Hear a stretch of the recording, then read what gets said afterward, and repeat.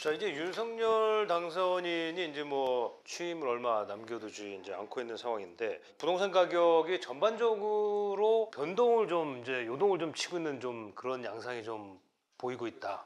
예. 예, 최근에 뭐 한두 주 전 사이 서울 내 아파트값이 4주 연속 상승세로 돌아서고 재건축 단지를 중심으로 강세를 보였습니다. 예. 강남 아파트값 상승폭이 지난주 대비 2배 커졌다. 대선의 주요 공약 중에 하나가 재건축 규제가 완화였는데 보통의 경우 재건축이 이제 급등하면 시장이 과열되고 일반 아파트로 퍼지는 그런 양상이었습니다. 그래서 이제 윤석열 정부 들어서면 뭔가 규제 완화로 집값이 오르는 거 아니냐 그런 그게 나타났어요. 근데 실제로 보면 뭐 규제 완화 신호탄 쏘자 서울 재건축 들썩 호가가 천장을 뚫었다. 이 대표적인 게 삼풍 아파트 30년 넘었지만 기존 종료율이 221%. 그래서 재건축이 안 되는 줄 알았어요. 근데 다시 재건축을 추진합니다. 규제 완화 바람을 타고. 그러면서 물론 58평짜리지만 4월 달에 거래가 된 게 42억에 거래가 됐어요. 그 전가가 작년 4월인데 34억. 1년 만이긴 하지만 이게 대선 이후에 체결이 됐어요. 1년 사이에 8억 정도가 급등을 했어요. 그러면서 이러면 재건축이 막 압구정동 그래서 재건축이 들썩들썩 이런 모습들이 일부 보였어요. 거기다가 서초동의 레미안 퍼스티지, 반포자이 이 둘 다 사실은 2008년, 2009년 뭐 이때 이제 신축됐으니까 이제 일종의 기존 아파트입니다. 그런데 최근에 대선 이후에 물론 81평짜리긴 하지만 80억. 그 다음에 반포자이 90평짜리 75억에 거래됐어요. 근데 이 고가 아파트 경우는 2년 만에 35억씩 이렇게 올랐어요. 그 다음에 뭐 서너 달 전보다 6, 7억, 뭐 10억 뭐 이렇게 올라버렸어요. 특히 반포자이 90평 같은 경우 작년 10월에 61억에 거래됐던 게 70억. 물론 뭐 로얄동 이거 차이가 있을 수 있지만 이렇게 되면 이거 좀 다르다. 고가 아파트인데 이게 다시 대선 끝나고 나서 작년 연말 이후로 좀 주춤했지 않습니까? 다시 치고 올라간다. 이런 느낌이 좀 들었어요. 그 다음에 나인원 한남. 이게 8개월 만에 15억 급등했잖아요. 근데 이 특징을 보면 서초구 매물이 좀 약간 소강 상태. 반포동 보면 매물이 아예 줄었어요. 그다음에 강남구도 보면 매물이 별로 그렇게 큰 변동이 없어요. 그다음에 압구정동 대표적인 재건축 아파트 오히려 매물이 줄었어요. 그러면서 이거 심상치 않다 조짐이. 이게 보면 보통의 경우 아까도 말씀드렸지만 강남 재건축이 좀 과열되면 비강남 일반 아파트로 퍼져나가는 게 일반적이었어요. 근데 정반대 현상이 나타나고 있어요. 강남 뺀 서울 경기도 아파트 값이 뚝뚝 양극화 심화됐다. 집값 양극화 심각 청라 동탄 최대 5억 들었다. 물론 로얄동 기준으로 하면 2, 3억이긴 하지만 과거에 로얄동, 비로얄동으로 하면 5억까지 떨어진 데가 있는 모양이더라고요. 그러면서 또 하나의 특징이 뭐냐면 매물이 폭발적으로 늘어나고 있어요. 2달 전 대선 전하고 비교를 해보면 인천 무려 20%가 늘어났어요. 서울은 17%, 경기도 17.4%가 늘어났어요. 이러면 왜 이렇게 갑자기 매물이 늘어났지? 매물이 늘어나는 건 뭡니까? 보통 가격이 하락하는 신호예요. 그러면서 강남 같은 데는 강남 서초 매물이 줄고 기타 지역은 전반적으로 매물이 늘어나고 가격이 일부 조정받는.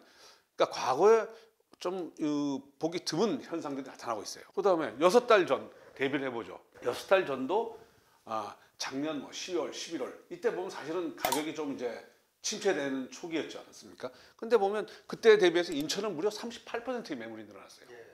경기도 27.6%, 서울도 23%. 뭔가 좀 다른 그거예요. 6달 전과 비교해서 서울 지역을 보면 강북, 금천, 성동 그 다음에 경기도에서 남양주시에서 무려 75.9% 그 다음에 안양시 만안구 53.7%. 그 다음에 인천 같은 경우는 40% 부평, 서구, 미추홀구, 대전도 한 40% 늘어난 데가 많이 있어요. 그래서 이렇게 되면서 뭐냐면 지금 매물이 늘어나면서 호가에 절대 안 산다. 금리 아니면 거래가 안 된다. 이렇게 되면서 이게 도대체 그러면 이런 현상들이 왜 나타나냐에 대해서 많은 해설들이 있어요. 하나가 인수위에서 다주택 양도세 중과를 4월부터 1년 면제해준다 이런 얘기가 있지 않습니까? 그렇게 되면 6월 1일이 종부세 기산일이기 때문에 5월 달 정도에 거래를 마무리하는 그런 이제 다주택자들의 매물이 늘어난 날이다. 빨리 지금 팔아야죠. 그래서 똘똘한 한 채 선호 현상 때문에 나타났다. 이런 얘기도 있어요. 그리고 그런데 전반적으로 서울의 매물이 늘어나고 4월 초와 한 달 사이를 비교해 보면 송파, 양천 똘똘한 한 채들이 많은데요. 반면에 이제 용산, 강남, 서초는 안 늘어났어요. 그렇게 보면 반드시 똘똘한 한 채 때문이 아니라 오히려 이제 가격이 너무 많이 올랐기 때문에 차익 실현 혹은 지금이 한번 팔아보자 이런 생각을 하는 분들이 늘어난 거 아니냐라는 해석도 가능한 것 같아요. 근데 자 보면 이제 서울에서도 레미안, 기름, 센트피스 같은 경우 가격이 한 2억 3천까지 하던 게 한 11억대, 10억 6천까지 내려갔어요. 여기도 이제 주변에 새 아파트가 들어서면서 이건 좀 특수한 케이스라고 할 수 있겠지만 전반적으로 보면 우리 경기도 보면 GTX 등 호재가 많아가지고 많이 올랐던 아파트들 청라, 의왕 이런 데가 3, 4억씩 뚝뚝 떨어져요. 그거 한번 보실까요? 동탄 또 한때 뭐 GTX 때문에 많이 올랐죠. GTX 때문에 최고가 14억 5천 갔던 게 최근 11억, 12억에 나와요. 2억 하락한 급매물. 그다음에 문제는 뭐냐면 매물수가 줄어들 때 집값이 급등했지 않습니까? 근데 지금 매물수가 작년 연말부터 계속 늘어나고 있어요. 화성 같은 경우 일시적인 추세가 아니라 가격이 조정이 계속되는 거 아니냐 이런 전망을 또 가능하게 하는 것 같아요. 그다음에 청라 수자인 레이크블루 이거 많이 지금 언론에 나오지 않습니까? 이게 작년 12월에 14억 4천까지 올라갔어요. 근데 7억 5천 물론 이게 로얄동과 비로얄동일 수 있지만 이런 추세라면 저가 매물이 거래가 되는 거죠. 사람들이 비싼 걸 안 사니까 나타나는 현상입니다. 그럼 매물 추이를 한번 볼까요? 여기도 청라 같은 경우도 매물이 이때가 집값이 급등기였어요. 이제 매물이 이제 늘어나고 있어요. 그다음에 인천도 전반적으로 보면 매물이 이렇게 늘어나고 있어요. 매물이 줄어들 때 작년에 인천이 집값이 제일 많이 올랐던 게 아닙니까? 그때가 이제 매물이 이렇게 급격히 줄어들 때였는데 지금 반대로 늘어나고 있어요. 이렇게 되면 저희가 이거 가격 조정기 아닌가 이런 생각을 할 수 있겠죠.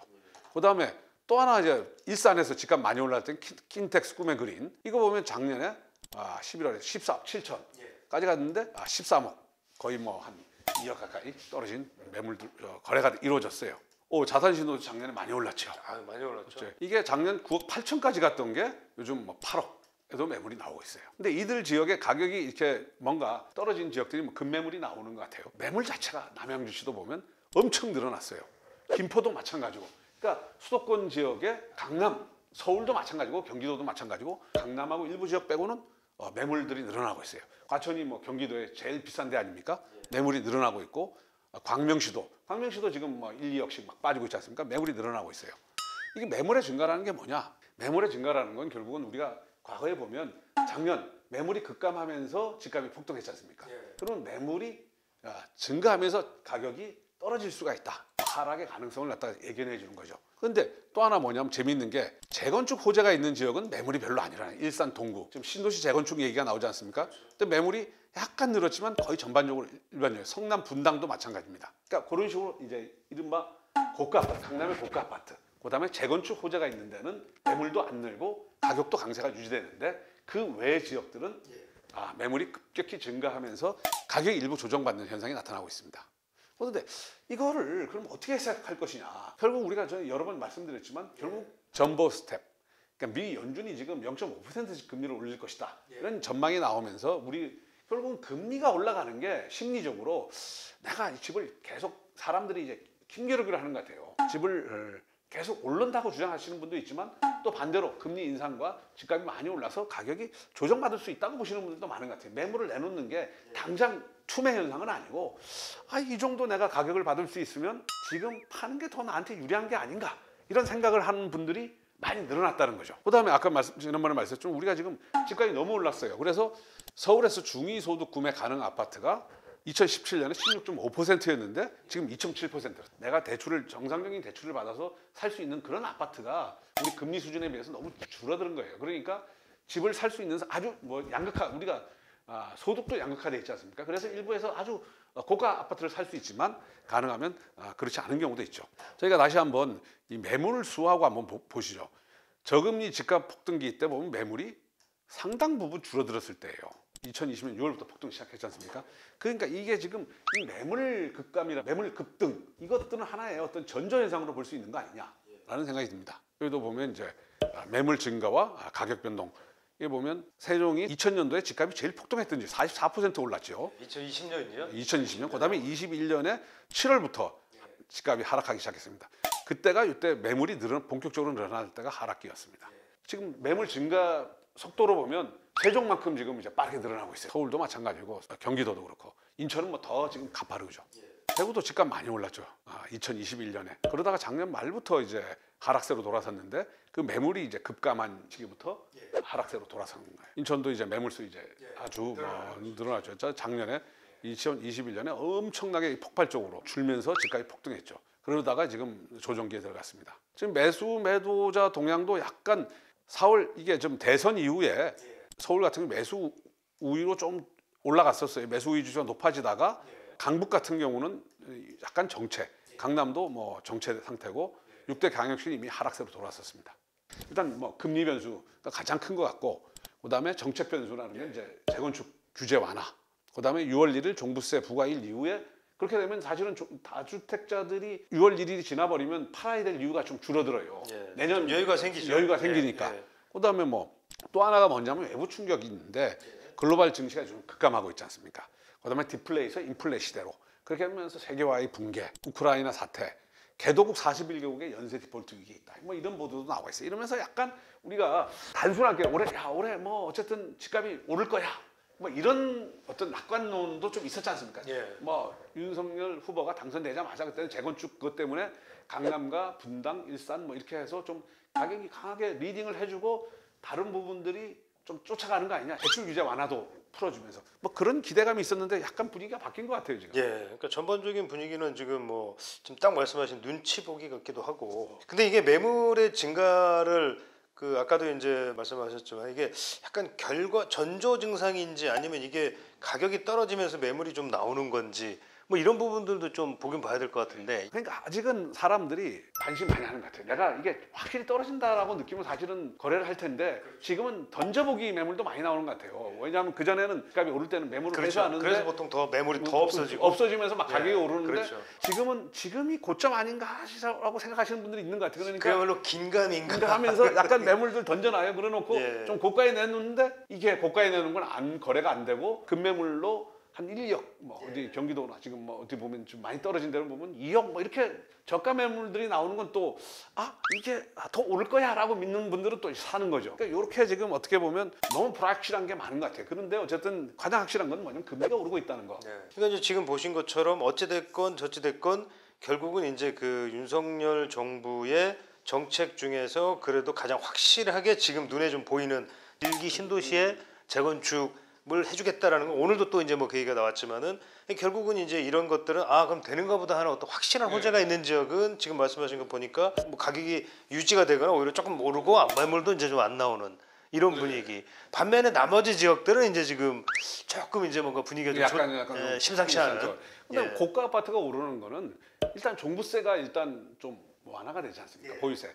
그런 수요들을 이제 종부세 때문에 약간 주저했던 이런 분들이 이제 그리고 또 우리 사회에 또 이제 부유층들이 많이 생겼지 않습니까? 사회에 뭐 어쨌든 그 벤처 사업가라든지 아니면 뭐 일타 강사 이런 분들이 뭐 세금도 좀 줄어든다는데 뭐 좀 사볼까? 뭐 이런 식으로 대선도 끝나고 그랬으니까 좀 그런 분들이 있는 것 같아요. 그러면서 막 그 거래량은 많지 않아요. 강남에 뭐 아까 얘기했지만 서초동이나 압구정동 이런 일부분에선 거래가 좀 이루어지면서 가격을 리딩을 하는데 그게 과거처럼 치고받으면서 막 올라가는 건 아닌 것 같아요. 일부 이제 한 건 거래가 되는데 그게 뭐 한 1년 전에 비해서는 뭐 10억, 10억 뭐 이렇게 되니까 사람들이는 이거 엄청 오른 거 아니야? 라고 하지만 그게 과거처럼 그게 확산되는 그런 양상은 아닌 것 같아요. 아직은.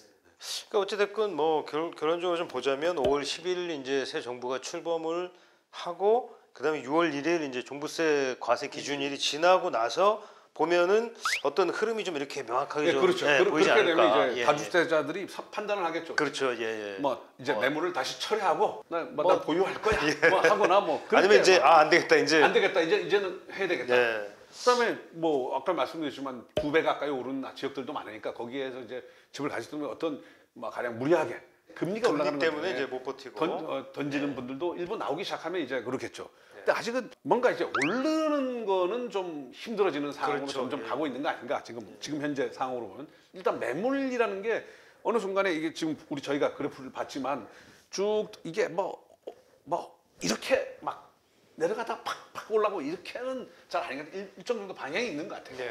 그래서 일단은 매물이 또 정부 정책에 따라서 또 요동칠 수 있고 갑자기 금리가 뭐 안 오른다든지 그러면 또 지금 수준으로 유지가 된다.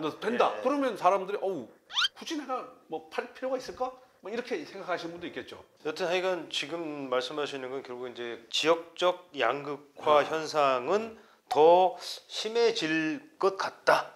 라는 건 이제 확실한 일단 하나의 트렌드인 거. 뭐냐면 이제 대세 상승계는 한 군데서 오르면 그냥 저기도 올라? 우리도 사야지 뭐 이렇게 하면서 쫙 올라가잖아요. 근데 지금은 어떤 데는 오르는데 어떤 데는 떨어져요. 이거는 뭔가 약세장의 모습이 아닌가. 그렇죠, 그렇죠. 물론 이게 가다가 따라가 올라갈 수도 있겠지만 현재로서는 여기는 오르는데 이쪽은 그게 아니야라는 식의 어떤 그러니까 조건들이 예. 좀 많이 바뀐 것 같아요. 하여간 뭐 양극화 문제는 점점 심각해질 것 같고 조금 더 하여간 뭐 지켜봐야 될 것 같습니다. 예.